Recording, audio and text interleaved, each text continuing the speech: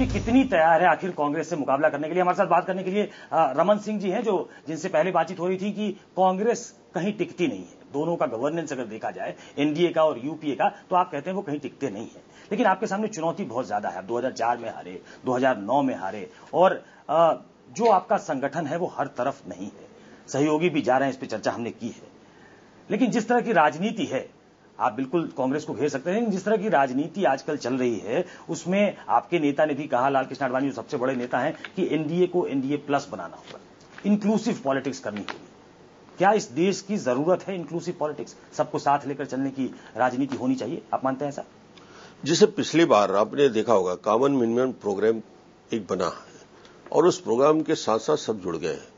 आज देश के लिए डेवलपमेंट का एजेंडा, जिसे आपने कहा कि क्या हो सकता है, क्या नहीं हो सकता इस हिंदुस्तान में, जो एक नहीं, आप मेरे सवाल का जवाब नहीं दे रहे, आप बहस को दूसरी तरफ ले जा रहे हैं। मैं कह रहा हूं कि क्या इंक्लूसिव पॉलिटिक्स होने की जरूरत है? लाल कृष्ण आडवाणी जो सबसे बड़े नेता हैं, आपके मेंटोर हैं, अब तो आप प्रधानमंत्री के पद से उनको दूर कर दे रहे हैं, मेंटोर कहता हूं उनको मैं, कि आपके मेंटोर हैं, वो कहते हैं कि इंक्लूसिव पॉलिटिक्स होनी चाहिए। ये बात सही है कि इस देश में सब वर्ग को साथ लेकर चलने की कोशिश होनी चाहिए? जरूर होगी।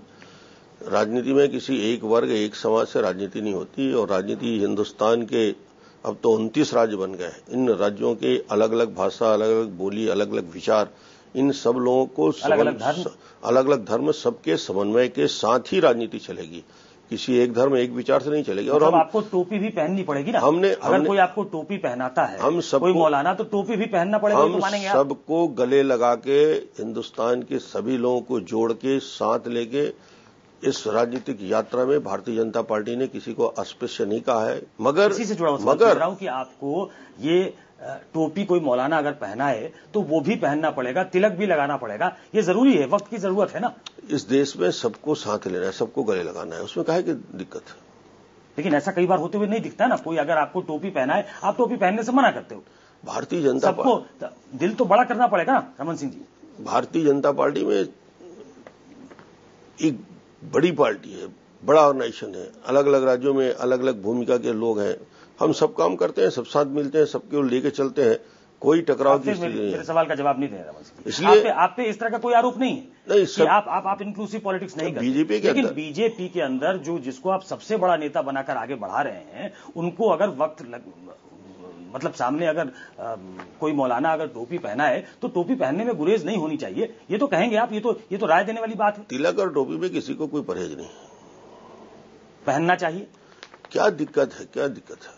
आप क्या सलाह देंगे कि इतने बड़े हुकूमत को, इतने बड़े देश को अगर चलाना है तो दिल जीतना पड़ेगा मुसलमानों। बीजेपी को कुछ ज्यादा करने की जरूरत है। आपकी छवि ऐसी बन गई है कि आपको ज्यादा करने की जरूरत है। हिंदू, मुस्लिम, सिख, ईसाई, सबका दिल जीतने का काम भारतीय जनता पार्टी करेगी, कर रही है और करती रहेगी। कहीं भी भेद, कहीं भी दूरी का सवाल ही नहीं पैदा होता। कुछ ज्यादा करने की आवश्यकता नहीं है आपको? बहुत कुछ करें, हम एक कदम आगे बढ़ेंगे, वो एक कदम आगे बढ़ेंगे, कोई दिक्कत नहीं है। लाल कृष्ण आडवाणी जो कहते हैं कि एनडीए को एनडीए प्लस बनाना है और इंक्लूसिव पॉलिटिक्स करना है, आपको लगता है कि उनकी वो राय सही है? बिल्कुल सही है। और उस राय पे बीजेपी आगे बढ़ रही है, ऐसा भी लगता है आपको? उनके विचार, वो हमेशा इस राजनीतिक दल में अटल जी, आडवाणी जी के विचार, उनकी सोच हर बैठकों में उनकी महत्वपूर्ण भूमिका रहती है। और जो आज पार्टी है, खड़ी है, ये इनका एक बड़ा योगदान रहा है। लंबे समय तक पार्टी को आज यहां तक यदि पहुंचा है तो इसमें केंद्रीय भूमिका इनकी रही है और आगे भी रहेगी। बहुत शुक्रिया रमन सिंह जी। ये थे रमन सिंह जी जो खुद चुनाव में जा रहे हैं और हैट्रिक बनाने की तरफ आगे बढ़ रहे हैं। जो पॉपुलैरिटी ग्राफ है, जो सर्वे बताते हैं कि रमन सिंह वहां कम से कम बहुत लोकप्रिय है।